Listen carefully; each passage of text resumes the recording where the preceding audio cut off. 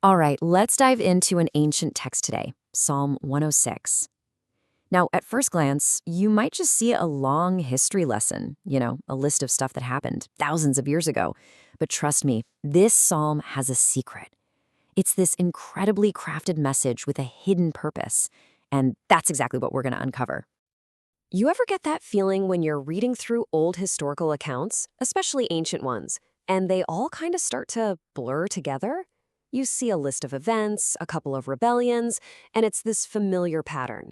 It's so easy to just think, yeah, I've heard this one before. But here's the thing. While the Bible has a bunch of psalms that retell history, none of them are the same. They're all incredibly unique. See, each writer is retelling the story with a very specific goal in mind. They're not just listing facts, they're actually building an argument. And Psalm 106, well, it's making one of the most fascinating arguments of all. What's really wild is where this psalm shows up. It's right after Psalm 105, and they are total opposites. I mean, a complete 180. Psalm 105 is a celebration. It's like a highlight reel of God's faithfulness. But Psalm 106, it just flips the script entirely. It tells the exact same story, but from the opposite point of view.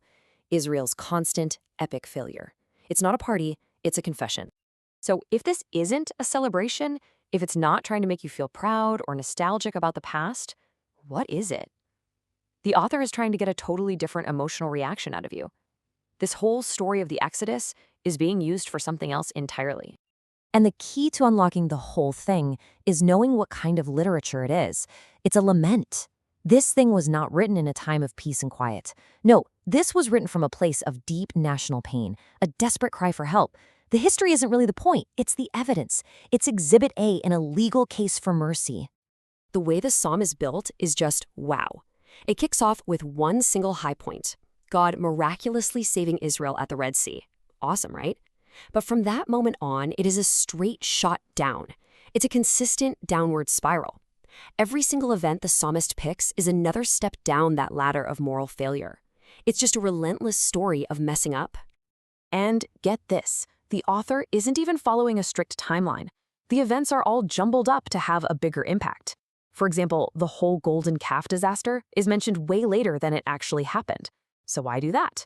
Because the psalmist isn't trying to be a historian here. He's an artist, and he's carefully arranging the pieces to build a theme, not just a timeline.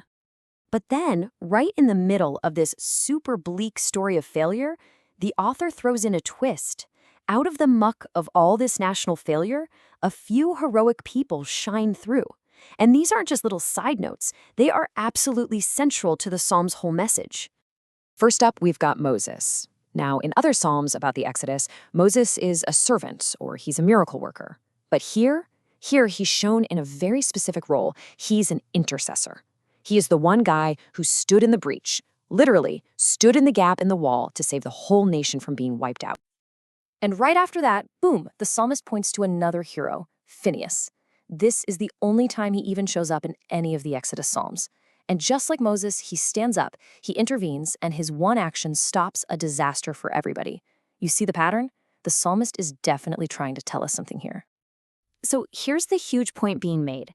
The psalmist is embedding this powerful idea inside his story of failure, that in a time of national crisis, the righteous act of just one person can change everything. Remember that idea, it's going to be really, really important in a minute. The author's skill is also super subtle in who he decides not to mention. So in the story of the Big Rebellion, Korah's name is just gone, probably to protect the reputation of the famous school of psalmists that he founded.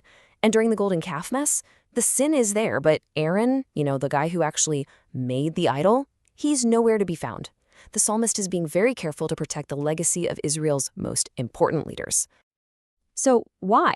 Why all this careful editing? Why focus so much on failure?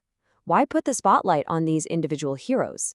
Well, all of these weird little details suddenly click into place and make perfect sense when we figure out when this psalm was actually written. Think of it like a detective story.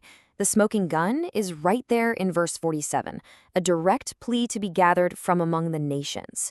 You combine that with the psalm's whole vibe of grief and distress, and the evidence points overwhelmingly to one specific time, the Babylonian exile, when the nation had been crushed and its people were scattered everywhere.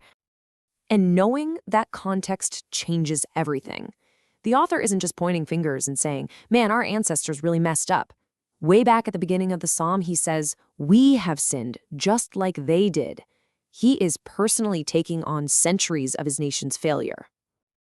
And that is the whole point of this psalm. It's a powerful, powerful act of intercessory prayer. The author isn't standing apart from the sins of the past. He's owning them. He is taking on the burden for the entire nation, past and present, and confessing it all. And this is the final brilliant aha moment. Why did he focus so hard on Moses and Phineas? Because he sees himself playing their role. He is one person living in a time of absolute national disaster, and he is standing in the gap, praying for the salvation of his people. The entire history lesson was just the setup for his own personal, desperate prayer. So what do we do with all this? Why does this ancient prayer, written from a dark time of exile, still hit so hard today? The absolute genius of Psalm 106 is how it's put together. It's a lament that uses a history of failure to build a case for mercy. It lifts up these heroes who step in and intercede. It presents itself as this deeply personal prayer for a whole nation. I mean, it is basically a masterclass in how to find a path toward hope when you're in the darkest of times. When it comes down to it, the psalmist isn't just wallowing in failure. He's using it. By being brutally honest and confessing the full history of his people's unfaithfulness, he makes the strongest argument possible for why God, in his own faithfulness, has to be the one to step in and save them. And that just leaves us with this incredible question to think about. This psalmist took a long, hard, painful look at a legacy of failure and somehow found in it a strategy for prayer and a real reason for hope. So it makes you wonder, in our own lives, in our own communities, how can looking back at our greatest failures become the very blueprint we need to build our future hope?